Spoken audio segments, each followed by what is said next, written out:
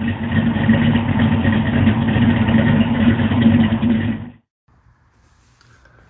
guys, it's Brent with Lykins Motorsports. This is our 511 FE with the FE power cylinder heads. We're just slowly chipping away at this one. All of these engines that I do are basically one-off custom pieces, so they just don't fall together as quickly as I guess what other engines do. And you know, for this episode, we're going to be looking at some custom push rods, and I want to go over just some things that you guys need to be doing at home. First of all, we'll go over the procedure again to measure for push rods, and then I'll show you the push rods that we got from Smith Brothers, and then the procedure for how to mock all this up and roll through the lash and priming the pump and all this stuff before the intake manifold goes on. So let me get my push rod length checker, and we'll go through this one more time. Okay, so the first step is the geometry has to be set correctly on a shaft mounted rocker. So what I'm going to show you this morning is FE related. Okay, so if you're trying to set up a rocker stud setup, it's completely different from an FE. On something like a small block Ford with a rocker arm stud, the push rod length sets your geometry. On an FE, whatever you put on the stands, whether the stands are taller or shorter, that sets your geometry, and then you just make your push rods to fit. I've already set up the geometry on this. You can look back through past videos on that, but for all intents and purposes right now, we're just going to measure push rod length with the fact that the geometry is correct. So make sure that you have bolts in the rocker arms holding those down. I've just got one, but for this demonstration here, you understand what I'm doing. Very important when setting lash and when measuring for push rods.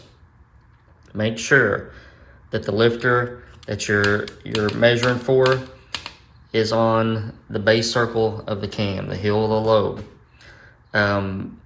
If you remember EVO, exhaust valve opening, so you set the intake when the exhaust valve is opening.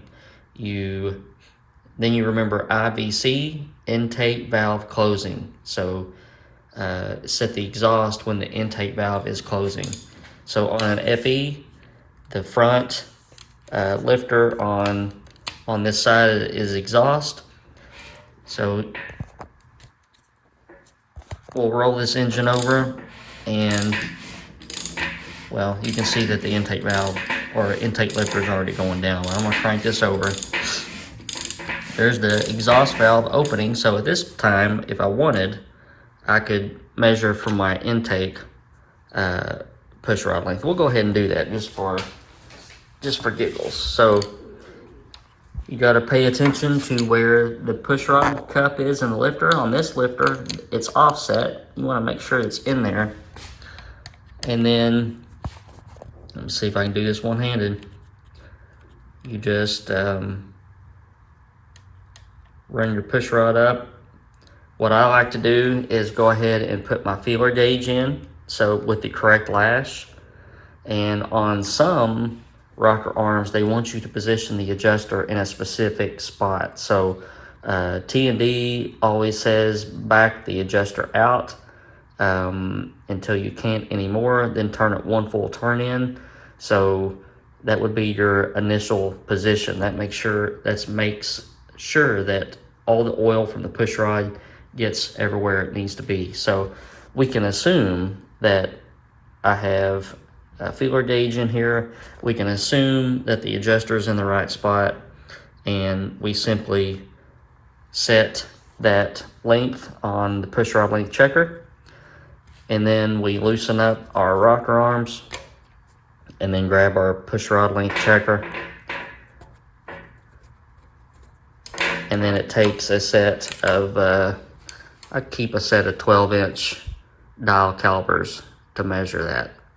For the exhaust side, we just do the same thing. You see that intake is going up, and when it starts going back down, then you screw your rocker arms back down. Make sure they're tight, make sure they're seated, and then put your push rod length checker in there and get your measurement. Here's our push rods from Smith Brothers. We've got, let me see, 1/2 inch diameter for the exhaust side, 7/16 diameter for the intake side. These are big chunky boys. But my rule of thumb is stick as big of a push rod as you can on applications like this. If you're running, 350 pounds of spring load or something like that, the difference in push rod rigidity really doesn't make that big of a difference unless you're turning some high RPMs. But for big boy purposes, biggest push rod that I can fit. And I've done, let's see, one other build like this. I know for a fact that a 1/2 inch push rod will work on the exhaust side. 7/16 works on the intake side, and that's as much as you can fit in there without having to rework a ton of stuff and get into some ports and all that stuff. So these come oily and dirty, so always wash these inside and out, and that's what I'm going to do next, and get them sorted from intake side to exhaust side. All right, so we got all of our push rods cleaned. A lot of rocker arm manufacturers will tell you that they won't warranty their stuff if you don't use a high pressure lubricant on the rocker arms and the valves, tips, and that sort of thing. So I'm going back with this CMD Extreme Pressure Lube, and putting some on the push rods and our valve tips to give a nice hard lubrication against these extreme valve spring pressure. So I'm just going through here. I've got everything sorted out, and just gonna go ahead and mock up, or not mock up, but just set my push rods in there. We'll do one side and then hop to the other side. Now remember, in an FE, everything is symmetrical about the center of the head here. So things swap directions when you get to that point.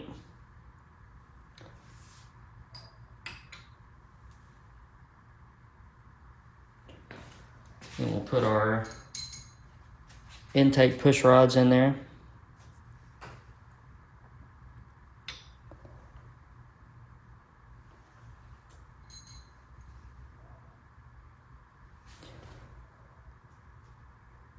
Remember, those intake lifters for these heads have an offset on the intake side. So just want to make sure that you get the push rods in that cup.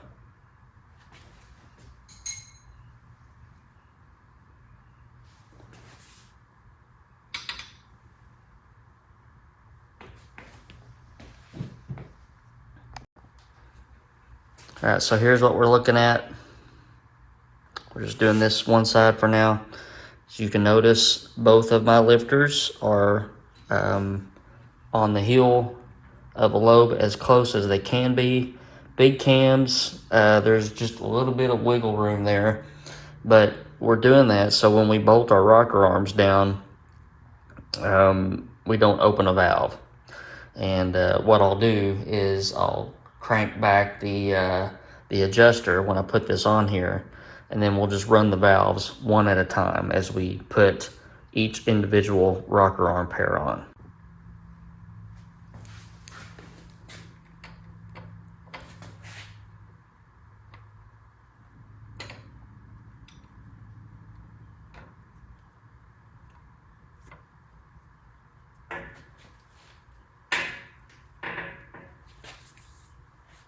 right, then we'll get our bolts started.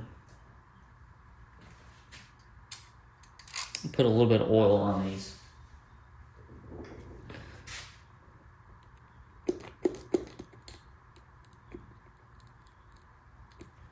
So in Jay's manual, he says to make sure that you get all the bolts in and tight.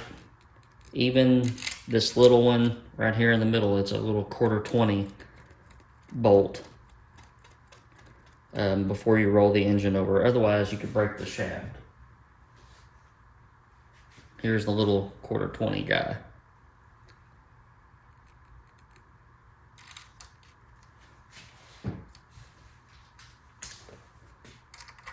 These are all Torx fasteners.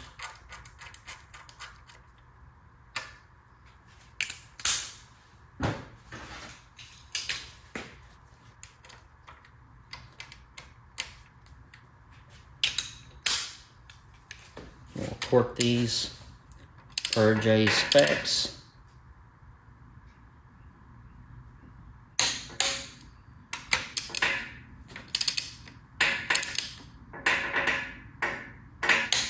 Got a creaky engine stand.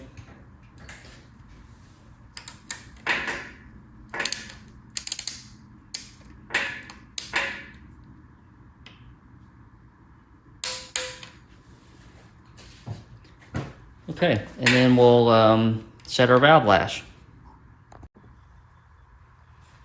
All right, so we're just gonna roll this over, and remember Evo and IVC.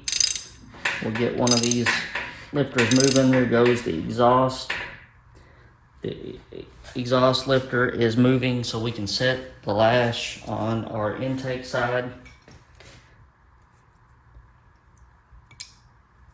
Go ahead and put this wrench on there.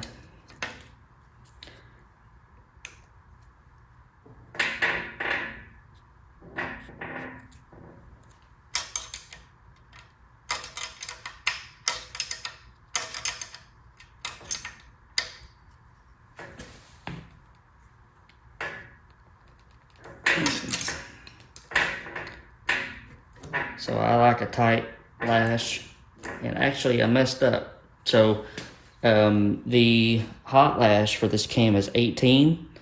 For our cold, this is a cast iron block and aluminum head. We want to go 6/1000 tighter. So we're going to set our cold lash at 12.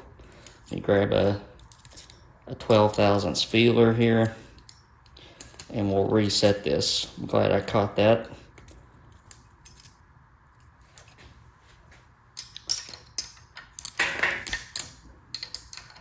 So back that up.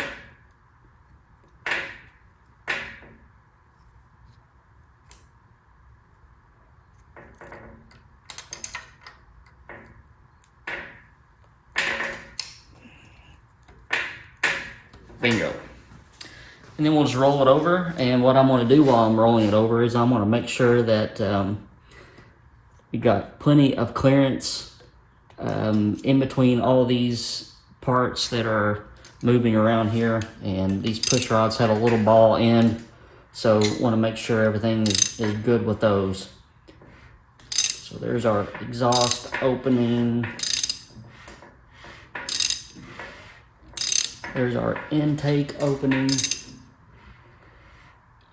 Got plenty of clearance there, and when that intake valve starts to close, then I can come back and set this exhaust rocker.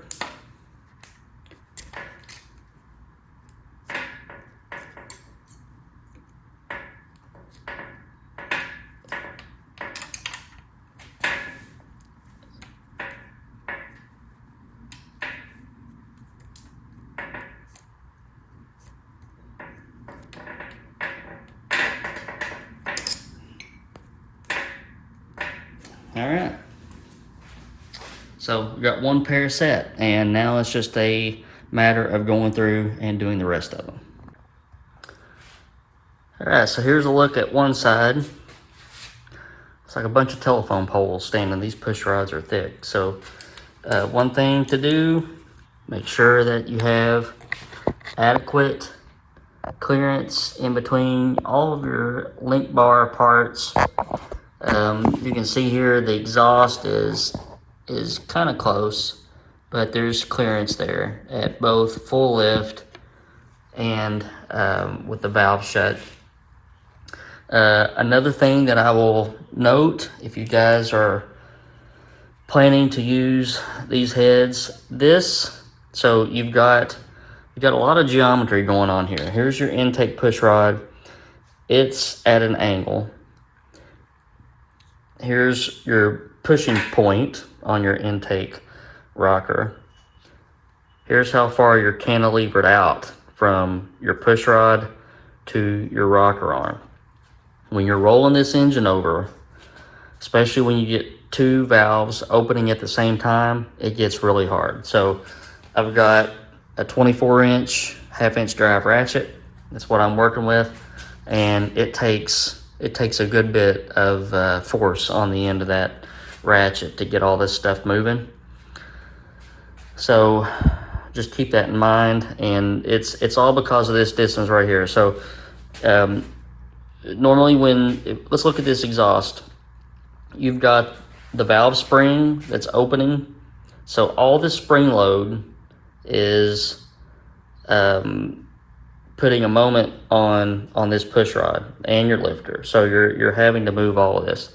On the intake side, not only do you have the valve spring load pushing on this, you have this cantilevered part. So you got a moment from the rocker arm ratio, and then you got a moment from center line to center line. So you've got a tremendous amount of force on the lifter, which is on the cam, which is on the timing chain, which is on my breaker bar. So there's a lot going on here, and it's the same deal with big block Ford stuff. If you get into some really high-end parts, Jessel rockers and that sort of thing, you get into this spacing right here, and you can really know when you try to roll the engine over that you got a handful.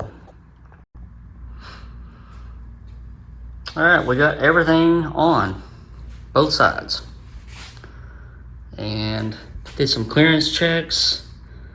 A little tight right there, but I do see clearance, and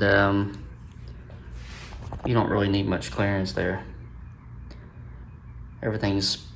This isn't a like a 2830 lash, 30,000 slash cam, pretty tight. So what we're going to do now is pull the distributor, prime the oil pump, and make sure that all the rockers oil the way that they should. All right, we got oil. I've already wiped it up because I don't want it running down these drains, and on an FE, if you get oil out of this drain, it ends up going down here, then it goes down there, then it drips off of, it's just a big mess. So went ahead and wiped all that up. But we do have oil to all the rockers. We are in good shape there. So I'm gonna bag this one up until I've got the vacuum pump. I am waiting on March to send me the pulleys because I can't put my man roll on until that crank pulley goes on. And then intake adapter and the intake manifold have yet to be ported. So we got a little bit to go yet, but we're jumping on it pretty hard here. Take another look at these big old fatty push rods. So good deal. I want to show you something else push rod related. All right, this is our 464 cleaver. I'm getting ready to put the valve covers on it. Just wanted to show you some things that sometimes don't pop up immediately, but you got to look for stuff. Our push rod is pretty close to the head. Obviously, it's got plenty of clearance, but valve cover gaskets are always big, and it's wider than the flange here. So we don't want the push rod with the holes are lined up. We don't want the push rod rubbing the cork. So I'm just gonna have to cut around each. Let's see. This is the exhaust. Intake push rods. Make sure that they clear on both sides, and then we can get our valve covers on, waiting on one other breather setup for the other valve cover that will let me plug in a vacuum gauge, because you need to monitor vacuum on engines with the vacuum pump, just to see if they're doing what they're supposed to be doing, or maybe doing more than what they're supposed to be doing. But that's the joys of custom engine building. So just something else to watch out for, and keep your eye open, because we got some big fat push rods on this one too. All right, guys, I'm gonna get back to work, and I'm gonna leave you to your work. Thank you for stopping by and watching the channel. If you haven't already, hit that subscribe button, hit that like button. Check out the merch we have for sale down below, and I will see you next week.